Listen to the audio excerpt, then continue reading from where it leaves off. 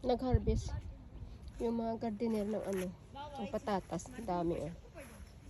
Dami palang sulod ang ganito. Kunti lang oh. Ayan oh. Yan ang na-harvest nila. Parang 2 dipa. Pero ang dami pa. Hindi pa na kuha lahat ng laman.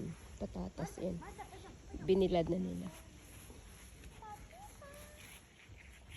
Ito. Paano kaya ito? Nilagay. Tatanim.